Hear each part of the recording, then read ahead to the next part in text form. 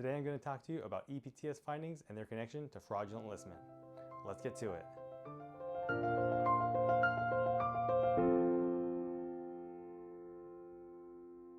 Hi everyone, welcome to the Joel Pettit Law Vlog. My name is Joel Pettit and today I want to talk to you about fraudulent enlistment and existed prior to service findings, that's EPTS findings. Now first off, let's just dive right in. What governs fraudulent enlistment? It's the UCMJ, the Uniform Code of Military Justice, Article 104 Alpha. Now, this article is actually quite simple.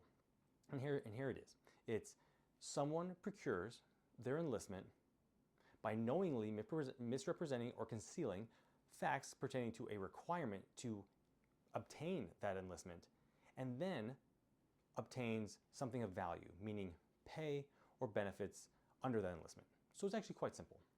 And think about EPTS, just the words, existed prior to service. So again, that would be something required to enter service would be what? Medical fitness. And if you concealed it knowingly, meaning something that would call into question that medical fitness or would basically call into question whether or not you were medically fit, that's a huge issue. A lot of service members don't really think about this until their counsel brings it up after they receive the EPTS findings. This is a very complicated issue when it comes to trying to understand whether or not an EPTS finding should be accepted, should be appealed, because when you appeal an EPTS finding, you are highlighting the fact that something existed prior to service. And then that's when you have to start peeling back the onion, so to speak. And what do they say about peeling onions? The more you peel it, the more it stinks.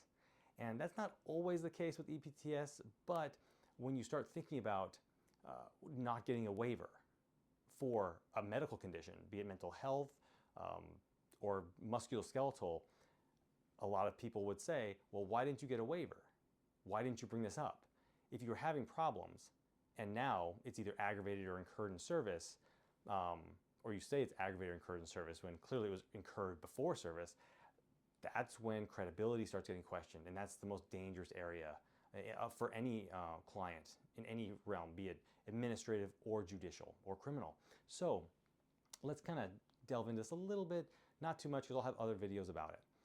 Simply put, you want to make sure that anything that's not, that wasn't disclosed wasn't apparent to you. And that's the main issue. Because remember, it has to be a knowingly concealment, a knowing concealment. It has to be a knowing misrepresentation. And that goes to intent. And of course, I can't give legal advice on this vlog, nor would I. And I definitely would not want someone to follow any legal advice based on generalities. You always want legal advice based on specifics of your case. So what I'm saying is, know that when you have an EPTS finding, you also want to look at potentially fraudulent enlistment charges or issues. It doesn't mean it's always going to be an issue. It very rarely is an issue. But when it does come up, it usually blindsides the individual. And you shouldn't be blindsided during any of these processes, of course, because they are dealing with the rest of your potentially professional career in the military, if you still have one, meaning if you're found fit, or moving on from that career if you're found unfit. So I hope this video has helped. If you have questions, if you have concerns, please visit my website, joelpettitlaw.com. Give me a call, shoot me an email. We'd like to speak to you about your potential case. Thanks for watching, everyone, and have a good day.